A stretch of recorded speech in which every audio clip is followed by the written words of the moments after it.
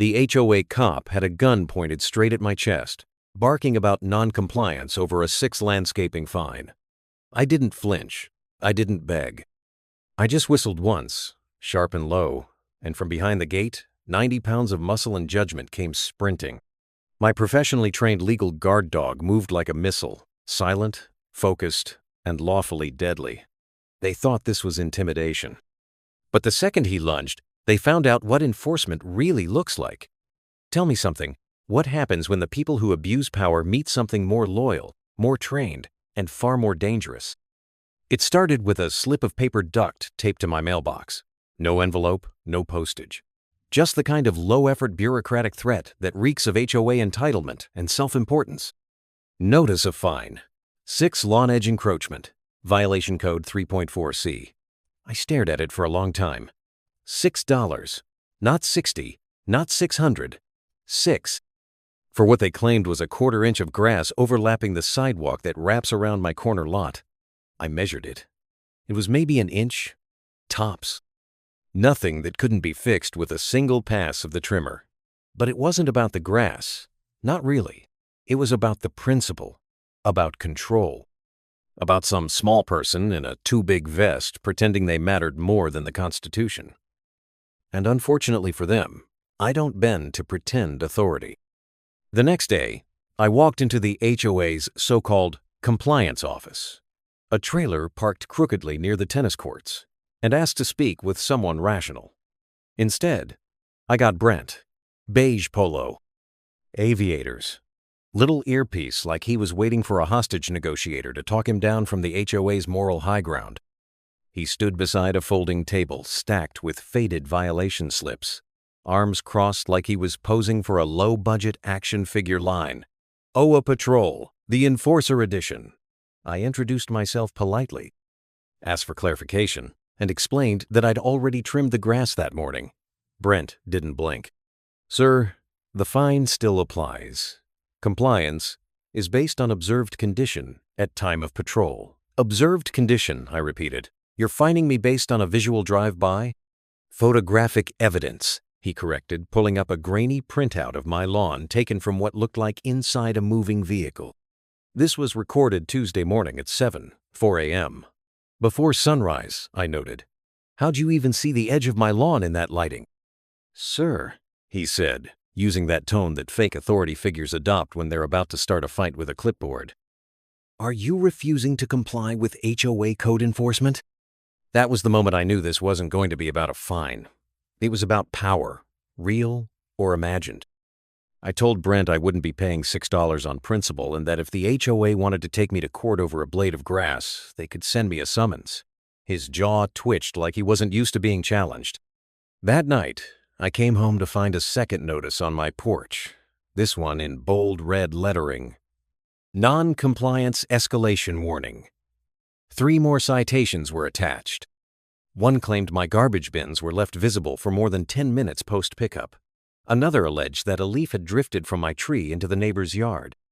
The third accused my front-facing security camera of being aesthetic pollution. Aesthetic pollution. That was when I knew this wasn't just a vendetta. This was a siege. I live in a semi-rural development with 5-acre properties and a recently formed HOA that took its authority way too seriously. At first, I thought the fine was just an overzealous neighbor playing parking lot sheriff. I didn't realize until that week that the HOA had organized what they called a compliance task force, a group of volunteers, mostly aging men with Napoleon complexes and tactical vests, who patrolled the neighborhood under the guise of rule enforcement. But the kicker? They weren't real security. They weren't law enforcement. They weren't even bonded. Just a bunch of bored retirees and middle management rejects who found meaning in flashing fake badges and measuring grass blades like it was a federal operation. The next Friday, 2 of them showed up on my property. They didn't knock. They didn't announce themselves. They just strolled onto my lawn like they owned the deed and started snapping photos of my shed, my deck, my propane tank. One of them, a wiry guy with mirrored sunglasses and tactical gloves, stopped in front of my porch and wrote something down on a clipboard. That's when I stepped out, coffee in hand, and calmly said, "You're trespassing." He looked at me like I was the problem. "Routine inspection, sir. This is a compliance sweep." "Of my private property?" I asked, stepping down from the porch. "You don't have a warrant. You're not law enforcement. That's trespassing. OA authorization grants access to visual perimeters and exterior inspections." He recited like he was reading from a script. "You agreed to the rules when you moved in." "I've reviewed the bylaws," I said. "Visual inspection from public roads is one thing. Setting foot past my gate without consent? That's criminal trespass under state law. So unless you're wearing a badge issued by the county or the state, you're leaving." The other one, a stockier guy with a camo hat and what looked like a taser holstered to his belt, not regulation, not legal, muttered something under his breath about problem homeowners. I didn't raise my voice. I didn't threaten. I just pointed at the "No Trespassing Armed Property" sign, posted clearly on my fence line. "You see that sign?" I asked. "It's more binding than anything on your clipboard." They left, begrudgingly, but not before taking a few more photos. That night, I called my attorney to get a second read on the bylaws, and he confirmed what I already suspected. The HOA had no legal authority to set foot on private property without due process. What they were doing was, at best, intimidation, at worst, organized harassment. And then, 2 nights later, they came back. This time, they brought backup. 3 vehicles. 5 men. One of them knocked while 2 roamed the perimeter with flashlights. I opened the door with my phone already recording. "Evening," said Brent, who had now apparently been promoted to lead enforcer, according to the patch stitched into his new tactical vest. "We're conducting a property compliance check. Refusal to comply will be documented." I didn't answer. I stepped aside, and the moment Brent's foot touched the welcome mat, the low growl cut through the silence like a blade. Then came the thud. 65 pounds of lean muscle launched forward from behind the kitchen island with such speed that Brent stumbled backward and nearly tripped over his own boots. "Stand down," I said, and the dog halted mid-charge. Sat, stared, silent, ears forward, muscles coiled like a spring. "Meet Judd," I said. "Fully licensed, fully trained. Federal Canine Certification through Tier 1 Tactical Canine Academy. Service animal credentials. Legal to deploy in protection of property under local statute 418. Brent's face went pale. "You can't sick a dog on HOA officers," he stammered. "That's an act of aggression." "He's not attacking," I replied. "He's observing, legally, because you're standing inside my house, uninvited, documented.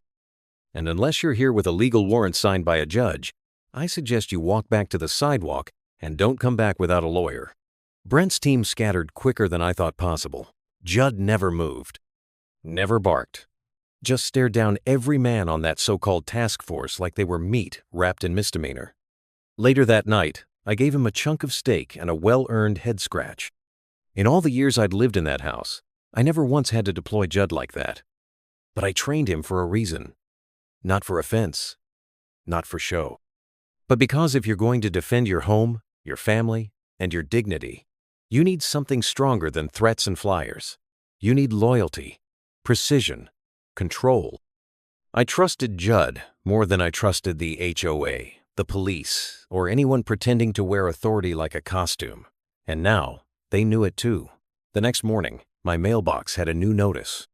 This one typed in bold: "Failure to comply, immediate fine of $200. No mention of the 6, no explanation, just escalation. A punishment, a warning, a dare." They had no idea that they just activated the wrong kind of legal response. Or that I was a man who didn't take kindly to pretend cops with too much paper and not enough law. The game had started, and I never played to lose. The thing about tyrants is, they never stop at one door. After the confrontation with Brent and the so-called compliance patrol, I thought maybe, just maybe, they'd take the hint. That they'd realize my home was not the place to flex overgrown egos and counterfeit titles. But petty power doesn't retreat, it regroups. 2 days later, they were back. But this time, they didn't come alone. 5 men in matching vests fanned out across the street like they were staging for a breach. One held a clipboard thick with violation forms. 2 had tape measures. The last 2 carried iPads and moved in synchronized steps, sweeping back and forth across property lines like they were preparing a SWAT raid on landscaping. They didn't knock. They didn't say a word. They walked my street like it was a crime scene. My home, my property, my neighbors, all under surveillance by men who had appointed themselves judge, jury, and aesthetic executioner. I stood in my driveway, arms crossed, Judd at my side, motionless except for the faint twitch of his ears as he scanned the perimeter. He didn't bark. He didn't growl. He just watched. But the patrol didn't even look at him this time. No. Now they knew what Judd was. What I was. They didn't want another standoff. What they wanted now was submission. And when I didn't give it, they shifted tactics. They started with old Mrs. Hartley, 2 houses down. 93 years old, retired schoolteacher, war widow, lived in that house since Kennedy was president. One of the few people on this block who still baked cookies for new neighbors. One morning I saw her standing on her porch, trembling, as 2 of Brent's clipboard cronies barked at her about her porch swing being a potential hazard due to unapproved chain length. They'd taken pictures of it. From her front lawn. Without her permission, the same porch swing her husband installed 50 years ago. I intervened. Walked over calmly, hands visible, voice even. "She's 93, I said. "She taught me how to read. Maybe leave her alone." They looked at me like I'd just told them to break protocol in the middle of a mission. "Sir, this is a code enforcement matter. Please return to your residence." I didn't budge. "Or what?" I asked. "You going to write me up for obstructing a bogus chain-length investigation?" They took a step back, muttered something into their walkie-talkies, which, by the way, only connect to each other, not law enforcement, and walked away. That day, I knew they weren't just trying to bully me. They were trying to make an example. By the end of the week, I'd received 4 more citations. One for improper mulch ratio, another for light pollution from my porch bulb, which, ironically, was dimmer than the halogen spotlight Brent kept mounted on the hood of his golf cart. Then there was unauthorized porch railing ornamentation, which referred to the American flag I'd mounted there 3 years ago. But the one that made me laugh, then boil, was the last one. Failure to update HOA Compliance Form 47B within 14 business days of lawn violation notice, a form that, as far as I could tell, did not exist. I filed a complaint with the HOA board, mailed it certified, included photo evidence, time-stamped recordings, and legal documentation citing state-level private property protections. I even had my attorney reference civil harassment statutes, and yet, nothing, not a single reply, no acknowledgement, no hearing, just more citations, more fines. That's when I realized what was really happening. This wasn't about fines, it wasn't about the lawn, it was about punishment, retaliation. A full court press on me and anyone near me. All because I had told their compliance officers to get off my property, because I'd embarrassed Brent in front of his little battalion. The board, led by one Karen Gable, president of the HOA, self-appointed defender of community standards, wearer of white pantsuits in 100-degree weather, issued a new neighborhood memo the next morning, titled Urgent Reminder, O Enforcement Authority is not to be interfered with. It detailed vague threats about escalated measures against repeat offenders and encouraged residents to report noncompliance, obstruction, or aggression during inspections. It read like a call to arms, a thinly veiled instruction to spy on your neighbors. They were turning the community into a surveillance state, and I wasn't about to let them bring it to my front door. But that's exactly what they did. It happened on a Tuesday. I wasn't home. My daughter, Maddie, was 17, sharp as a razor, home from school early because her chemistry class had a substitute. Judd was inside with her. I was halfway across town meeting a client when I got a call from her. No greeting, no hesitation, just, "Dad, they're on the property." My stomach dropped. "What do you mean?" I asked. 3 of them just came through the gate. One's taking pictures of the back porch. Another tried the garage door. My heart started pounding in my throat. "Are you inside?" "Yes. Locked all the doors. Judd's with me. I didn't let him out. I told her to stay put. Told her to keep recording. Told her I was on my way. I made the 20-minute drive in 11. When I arrived, I saw the tail end of the retreat. Brent and two others hustling toward their vehicles parked just outside my property line, trying to look casual but walking like men who knew they had crossed a line. Maddie was waiting on the porch, holding her phone. Judd sitting tall beside her, watching the men with laser precision. "They tried the doorknob," she said. He barked once and stood between me and the door. They backed off. My hands were shaking, not out of fear, out of fury. Out of the slow burn that comes when someone decides your daughter's safety is collateral damage in their game of HOA vengeance. I didn't call Brent. I didn't file another complaint.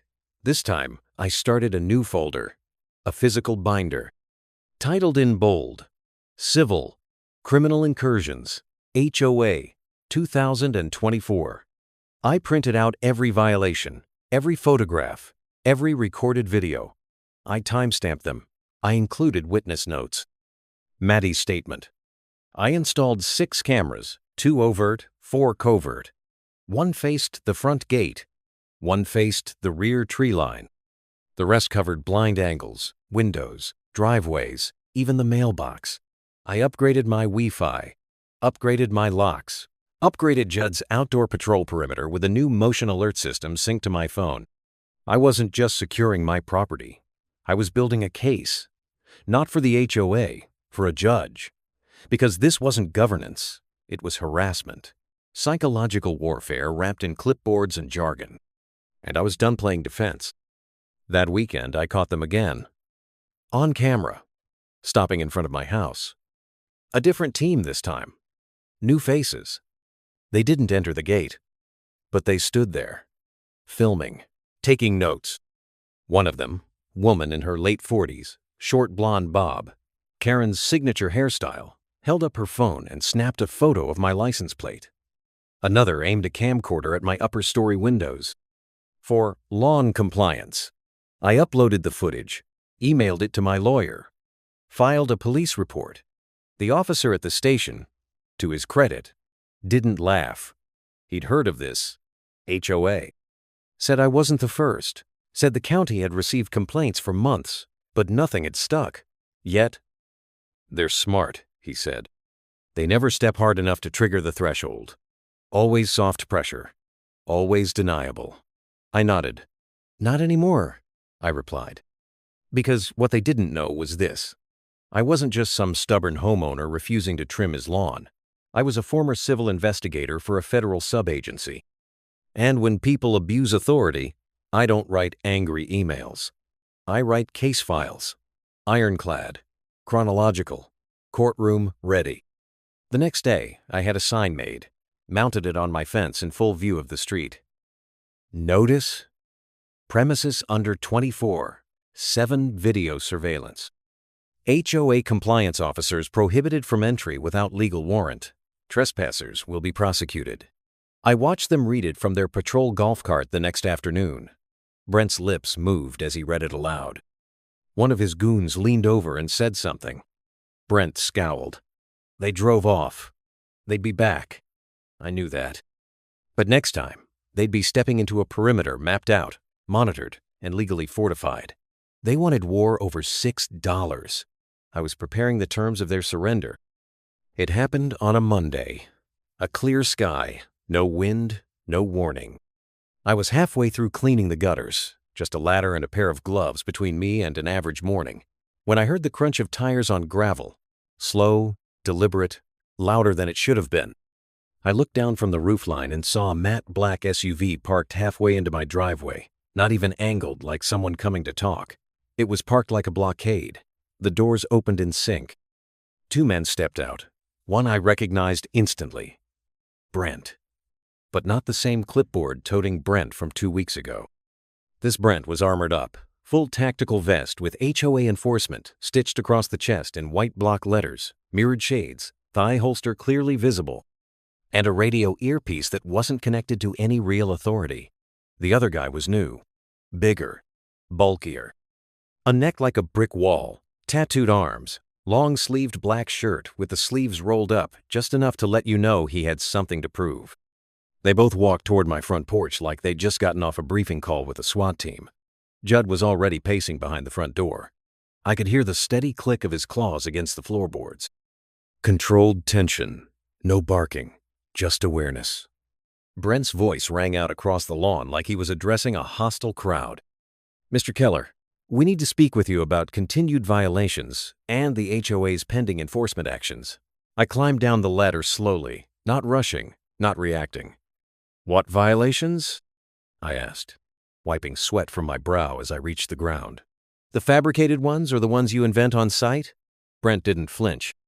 He pulled out a manila envelope from a side pouch and held it up like it was a warrant. Refusal to pay imposed fines, non-responsiveness to HOA mandates, and obstruction of community regulation officials. You've refused every compliance measure offered. We're here to escalate enforcement under authority of clause. You have no authority, I said flatly, stepping closer. You're a volunteer with a patch and a fantasy. You don't have jurisdiction. You don't have law enforcement backing. You're playing dress-up with guns and paperwork. That was when he reached for the holster. Slow, calculated. The kind of movement that's designed to make a point before it ever draws metal. Sir, Brent said, voice loud enough for the entire neighborhood to hear. Continued resistance to HOA compliance protocols will result in mandatory intervention. We are authorized to neutralize threats to community order. Threats? I asked, still calm, still walking. Over a $6 fine? Over grass and mulch and a flag on my porch? He clicked the snap on the holster open. That sound, it cut the air in half. The other guy tensed up. My hands didn't move. I didn't reach for anything. I just stepped once more toward them, until I stood between them and my house, between them and the door behind which my daughter was reading. And Judd was watching like a statue built for judgment. You so much as twitch that weapon out of its holster on my property, I said, and you'll find out what an actual threat looks like. But Brent didn't back down. His hand dropped lower. Not just a flex anymore, a signal. His thumb hooked the safety strap. Then he drew. A real gun. A matte black Glock. Extended mag. And it was pointed square at my chest. For half a second, time folded inward. I felt it like pressure behind the eyes, like a vacuum pulling everything tight and quiet. No sound, no birds. Just the breath in my chest and the cold shape of an HOA-issued firearm aimed like it had jurisdiction over my pulse. You need to back down, Brent said, voice hoarse now, not as steady as he wanted it to be. You're in violation. You're in danger, I replied. And then I whistled. Once. Short, sharp, command pitch.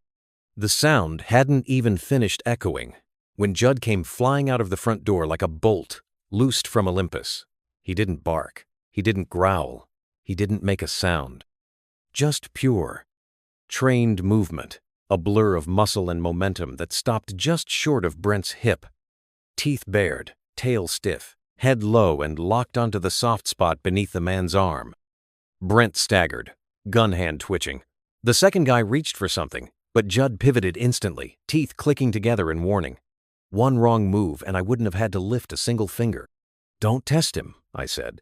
He's not just trained to protect property. He's licensed to subdue aggressors. And I guarantee you, every second you stand here with that weapon drawn is a second you're crossing federal lines. Brent's eyes flicked down to Judd, then to me, then to the camera mounted above my garage door, the one I installed after their last visit. The red light was blinking, recording. You're threatening us with a weaponized animal, he spat, stepping backward, the gun still shaking in his hand. That's a violation of. That's a trained service animal under state law, federal certification. And right now, I said, reaching slowly into my pocket and pulling out my wallet, you're the only armed threat here. I held up my license, not a driver's license.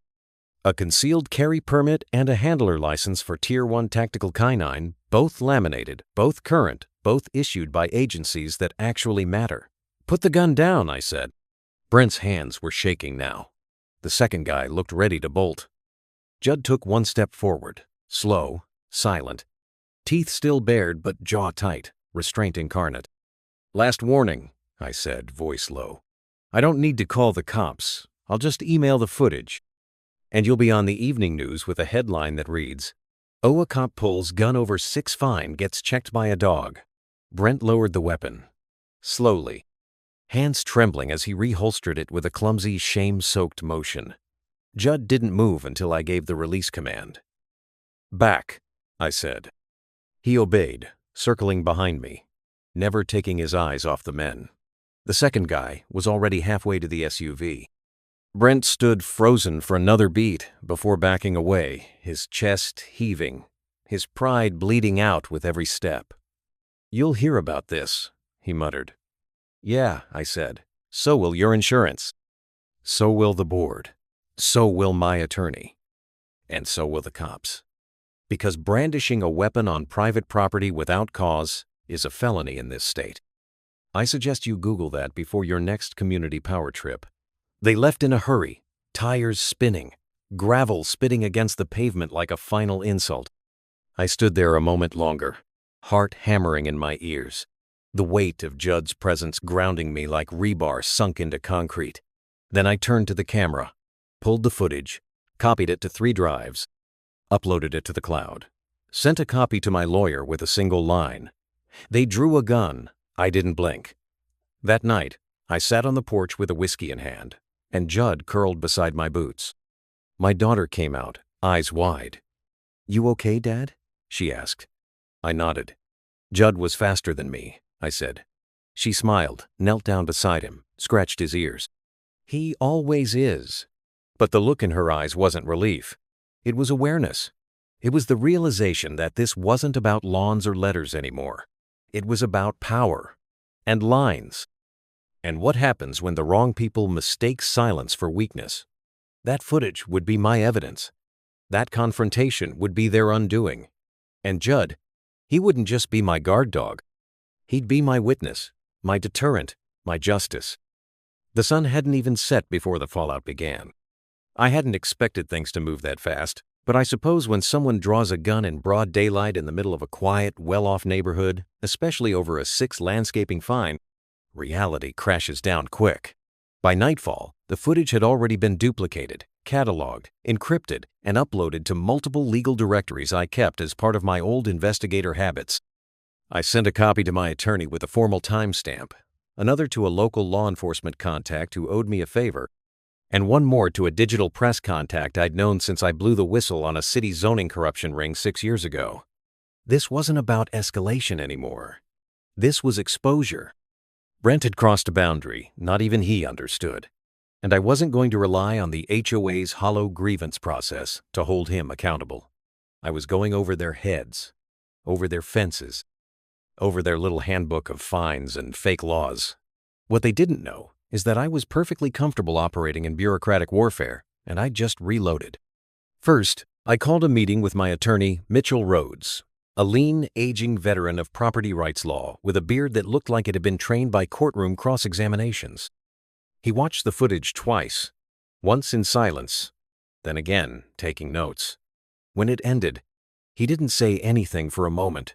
He just leaned back in his chair and let out a slow breath. "You said this is over $6? "That's how it started," I replied. "It's not about the fine. It's about who controls the property. They've been escalating for weeks. Trespass, intimidation, fake citations. But that gun, that was their checkmate move. They thought I'd fold. Mitchell didn't even blink. They just handed you their own indictment," he said. "Let's move." Within 24 hours, we filed a formal complaint to the county sheriff's office citing armed trespass, civil harassment, impersonation of authority, and unlawful brandishing of a firearm. Brent wasn't a licensed officer. He wasn't part of any contracted security detail. And the weapon on his hip? Not registered under any municipal safety protocol. That made what he did not just reckless, it made it criminal. Mitchell prepared a cease and desist for the entire HOA enforcement team, warning of legal injunctions if anyone set foot on my land again. He also sent an official inquiry to the insurance company underwriting the HOA's general liability policy.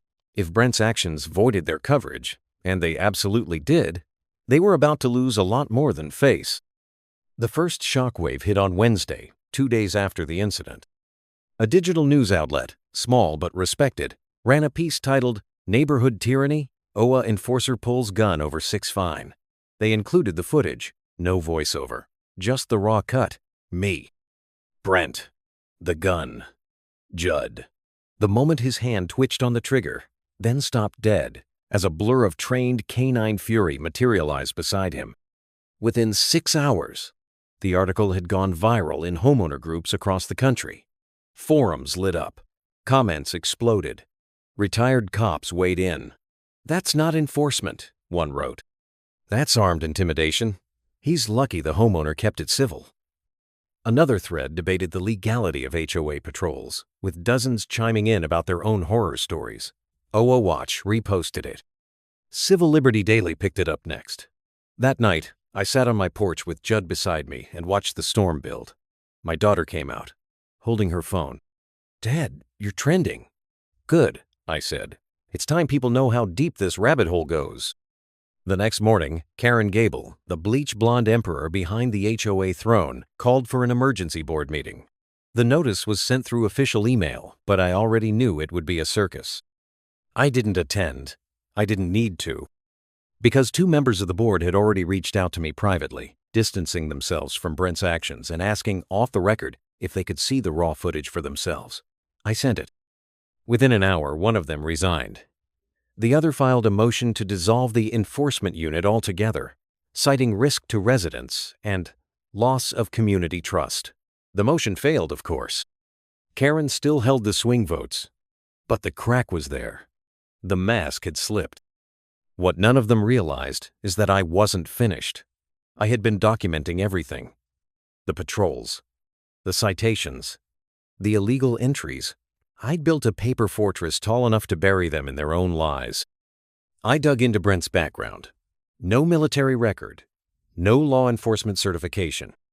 Just a failed security job and a handful of small claims cases involving aggressive behavior toward tenants in a former condo complex he consulted for. He was a hobby tyrant, a dangerous one. And now he'd pointed a gun at a licensed homeowner with a clean record, a federal canine, and a network of legal firepower they couldn't see coming. I filed for a restraining order against Brent. Not a temporary one, permanent. Based on video, incident reports, and a full behavioral assessment from my attorney's recommended forensic expert. I also sent the same footage to the state's Department of Consumer Affairs, which oversaw HOA operations and nonprofit housing boards.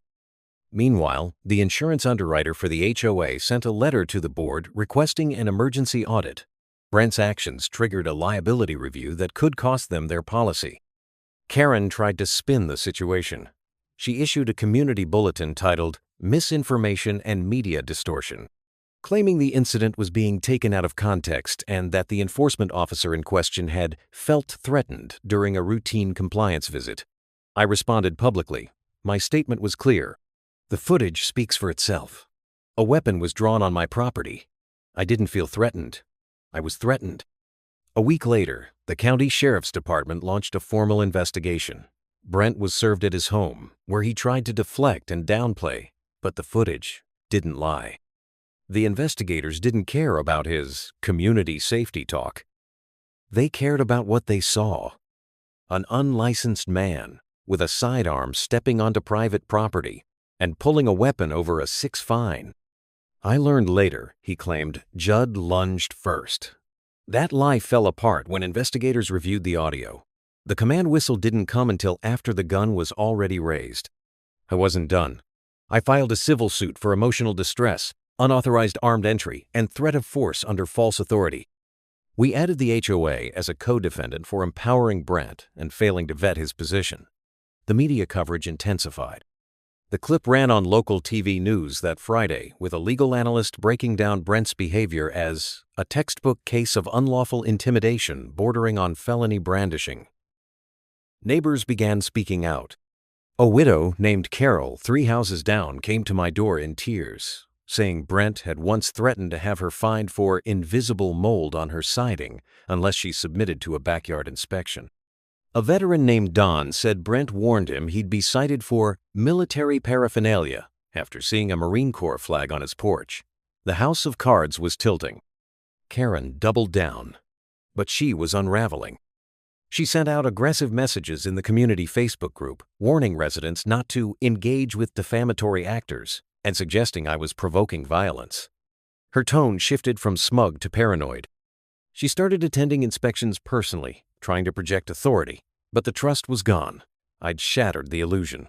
She even tried to organize a town hall meeting to save face. I RSVP'd only if Brent is unarmed. The RSVP list dropped by 40% overnight. And then came the call. From a man named Grant Walker, an HOA investigator working under the state attorney general's office. He'd seen the news. He'd reviewed the documents I submitted. And now he wanted an interview. "You've got more than a local HOA dispute here," he said. "You've got systemic abuse of authority. And we want to know everything." I gave him everything. Names, citations, the culture of intimidation, the faked infractions, the fake police routine. I even included a diagram of the HOA's patrol rotation I'd compiled from camera footage over 4 weeks. They thought I'd back down. They thought drawing a gun would scare me off. They didn't realize that I didn't build fences to keep people out. I built them to know exactly where to draw the line. And once it's crossed, once that line is desecrated with a weapon, I don't just fight back. I make sure they never forget who held the high ground. They tried to scare me off my own land. Now I had law, footage, and half the county watching their every move. Their fake sheriff had drawn first. Now I was loading the last bullet, legal, precise, and inevitable. It took 27 days from the moment Brent unholstered his Glock to the morning he was handcuffed in front of the very HOA boardroom he used to strut into like a mall cop with delusions of grandeur. 27 days of legal fire, media pressure, witness testimony, forensic video breakdowns, and bureaucratic judo, all leading to the collapse of the petty regime that tried to rule my life over a 6 fine and a made-up sense of power. But make no mistake, none of this happened by accident. It was war. A paper war, a justice war, and I knew exactly where to strike. After the sheriff's department concluded their investigation, after the insurance audit report leaked to the community Facebook group, after the footage went national, my attorney Mitchell and I filed the final motion that started the chain reaction. It was titled simply, "Motion for Immediate Injunctive Relief, Board Decertification, and Emergency Reallocation of Governance Authority." 10 pages of language that effectively translated to, "The HOA board is no longer fit to rule, and their authority is hereby challenged." But the real death blow came in the form of a hearing. Not a quiet one, not in a back room, not via email. A public HOA tribunal called under the bylaws, forced by petition. 68 signatures from residents, double the required amount. The agenda: 1. Dissolve the Compliance Task Force. 2. Remove Karen Gable as president. And 3. Vote to suspend all enforcement activity pending state review. I showed up that morning in a clean jacket, boots polished, beard trimmed. Judd trotted beside me, leash in my hand, vest on his shoulders. His vest had 3 patches sewn into it, one showing his legal handler ID, one displaying his federal canine accreditation, and one that read in bold, uncompromising letters, "Do not pet. On duty." But it wasn't just for show. That vest was proof, legal proof that the dog they'd tried to accuse of aggression had more training and integrity than the entire enforcement team combined. The meeting took place in the HOA's multi-purpose hall, a beige, soulless room with fluorescent lights, water-stained ceiling tiles, and a podium that had seen more petty squabbles than any courtroom I'd ever worked in. But today, it was a reckoning chamber. Rows of chairs filled up fast. Press was there, local sheriffs, even 2 investigators from the state AG's office, quietly observing from the back. Karen took the podium first, trying to salvage the wreckage. "What we're seeing here," she said, lips pursed tight enough to choke a lie, "is a gross misrepresentation of community enforcement procedures." Brent acted within the boundaries. "He drew a gun," someone shouted from the crowd, "on a homeowner. He pulled a firearm on a man and a dog," another voice added. "And now we're all in the news because of you," Karen faltered. For the first time since I'd known her, her voice cracked. She tried to pivot, tried to sell the narrative that this was a misunderstanding, that I'd provoked the encounter, that Judd was a threat. That's when I stood. The room quieted like a switch had been flipped. I walked slowly to the front, boots echoing, Judd's steps in perfect sync. I said nothing at first. Just reached into my briefcase and laid a thick folder onto the table. "That," I said, pointing to the first page, "is the report filed with the Sheriff's Department. Signed, sealed, confirmed." Brent was never certified, never deputized, and had no legal right to carry a weapon on behalf of the HOA. Page 2 is the restraining order, granted without contest. Page 3 is the lawsuit for armed trespassing, civil harassment, and impersonation of law enforcement. Murmurs rippled through the room. Karen opened her mouth to object. I didn't let her. Page 4 is the letter from your insurer. Effective 2 days ago, your liability coverage was revoked due to gross misconduct by your enforcement team. Which means, I said, turning to the crowd, if Brent had fired that weapon, the HOA would have been personally liable for every dollar of damage, every injury, every lawsuit, your homes, your dues, your retirement, at risk, over $6 damn. The room erupted. Some shouted. Some stood in protest. Karen turned pale. Then I pulled the USB stick from my pocket and handed it to the tech assistant. Play the footage. And there it was. On the giant projector screen behind me, the entire confrontation in 1080p clarity. Brent's SUV, the slow walk, the unclip of the holster, the drawing of the weapon, my whistle, Judd's charge, the precision, the control, the professionalism. The silence in the room as Brent trembled and lowered the gun was thick enough to choke on. When the screen went black, I looked back at the board. "This wasn't enforcement," I said, voice level. "It was vigilante cosplay, and I'm not asking for consequences. I'm demanding them." A vote was called. Motion 1. Disband the Compliance Task Force. Unanimous. Even Karen, now visibly sweating, didn't oppose it. Motion 2. Remove Karen Gable as president, effective immediately. The vote came in 18-2. She was done. The gavel fell like thunder. Her face didn't move for a full minute. Then she stood, silently, and walked out, her heels echoing like the last gasp of a regime. And then came Motion 3, a resolution to submit all HOA activity and finances to an independent audit by the state, passed 19-1. But I wasn't finished, not yet. After the vote, the sheriff's deputy stepped forward with a small manila envelope. "Mr. Brent Waller," he announced to the room. Brent, who had tried to lurk in the back behind a pillar, froze. "You're being served with formal notice of criminal charges, trespassing while armed, impersonation of law enforcement, and brandishing a firearm without cause." The deputy nodded to a second officer. "Please come quietly." Brent tried to protest, mumbling something about doing his duty. But it didn't matter. They cuffed him right there. The cameras caught it. Local news ran it live. By dinner time, it was on national Twitter feeds with the headline, "OA Enforcer Arrested in 6 Gun Draw Incident." When I got home that night, the porch light was already on. My daughter was waiting with Judd, who stood, tail wagging, like nothing had happened. She held something in her hand, a letter. Inside was a certificate. It was from the county sheriff's Canine Division, an honorary commendation for Judd, for courage, control, and the prevention of unnecessary violence during a civil incident. I framed it, hung it right over the door. That's where it'll stay. Weeks passed. Peace returned. The citations stopped. The patrols vanished. The HOA is now under full oversight, its charter suspended, and a vote is scheduled for the fall to potentially dissolve the HOA entirely. People wave at me when I walk my property now. Some shake my hand.